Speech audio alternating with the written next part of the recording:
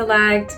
It's Andrea here, your director. Just wanted to hop on here now that tournament season has started just to go over a few things that you're going to need to know for tournament season.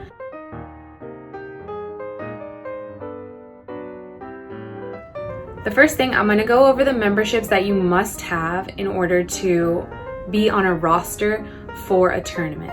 So the first one's going to be AAU membership. You need that even to practice in our facility. So once you try it out, you should have already gotten that, but it could have expired August 31st of 2020.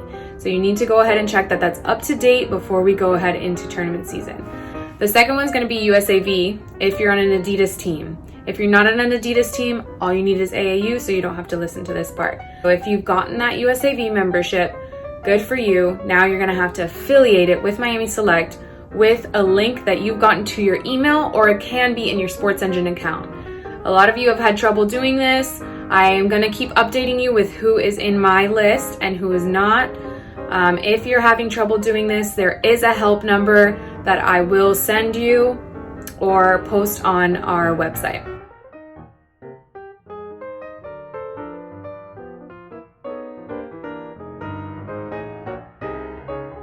Okay, next up, after you've gotten those memberships, you must make sure you are having the girls do their referee training.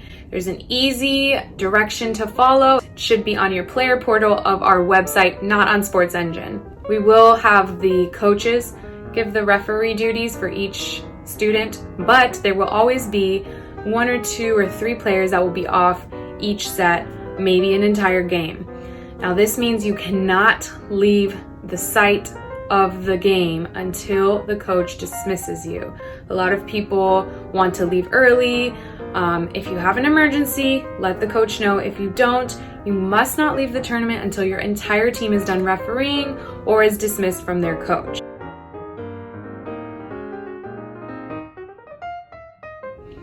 Another thing, a lot of people have been asking me about tournament schedules and if those are posted on Sports Engine. They will be posted on Sports Engine as soon as I get the times. If you're not new to club volleyball, you know that the times for the tournaments are actually posted either a week before on the Wednesday or on the Monday. So that's when I'll be posting on Sports Engine, and you'll be able to see your tournament schedule and all the information of the times that you're playing.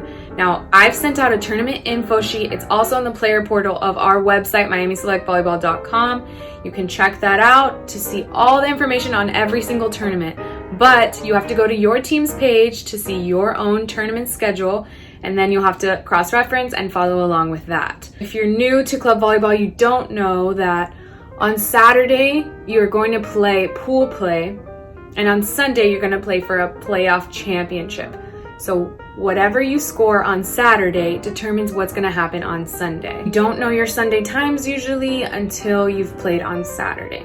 So you have to keep updated with the WhatsApp group chats, because that's where I'm going to be telling you what time you play on Sundays.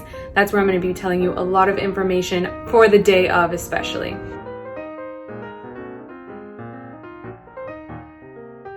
If you are a team that is going through a hotel, you should have a hotel parent. Now that parent is the one who needs to contact the travel coordinator, which is usually a team travel website. Once they've done this, they will give you a passcode, and you're gonna have to go in through them, book your hotel. If you don't want to book through the parent and you decide that you want to go to another hotel, that's fine, but you have to do it under the State of Play guidelines. This is for the Orlando Tournament, Sunshine Classic, the A6 qualifier or regional championship, the Big South, and also the Moulton Tournament in Tampa. So those 4 tournaments are State of Play tournaments. Your AAU is not going to be a State of Play tournament, so you're fine. A lot of people are asking me if you should stay in a hotel for the Deerfield tournaments. That's completely up to you. A lot of people drive and just go one day and then come back and go back the next day, but you can of course stay in a hotel if that's more convenient for you. You will speak to usually either your captain or your coach about colors for the jerseys that you've worn. If you haven't purchased your jersey yet, you have to do so probably yesterday. with Adriana. Her number is on the website. If you haven't contacted her yet, she should have already reached out to you. If you don't have any contact information for her, just text me and that's fine. I can get you through to her. Must bring both jerseys every day. We never know when we're gonna switch up, if somebody's gonna be missing. Always pack your second jersey in your backpack or in whatever bag that you bring.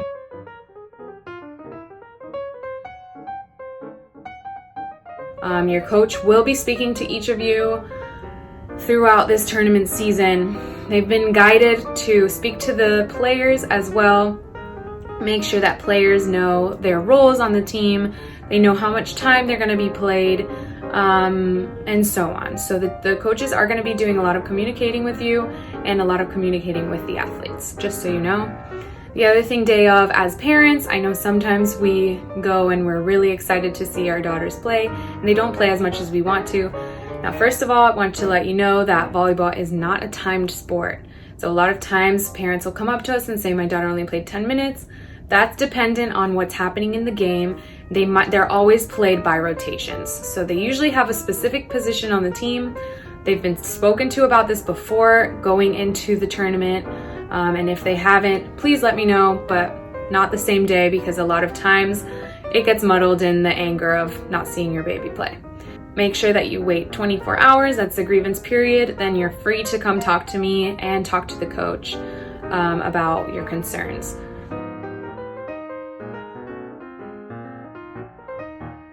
Oh, regarding spectators this year and COVID protocols, I have posted everything that I've found for each tournament.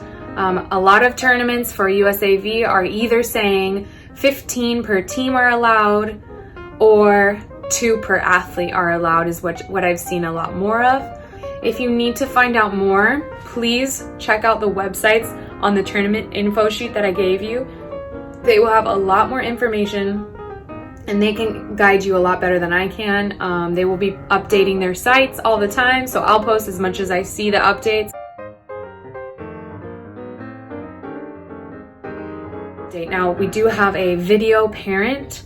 Video parents, please contact me. Ready to videotape as many games as possible.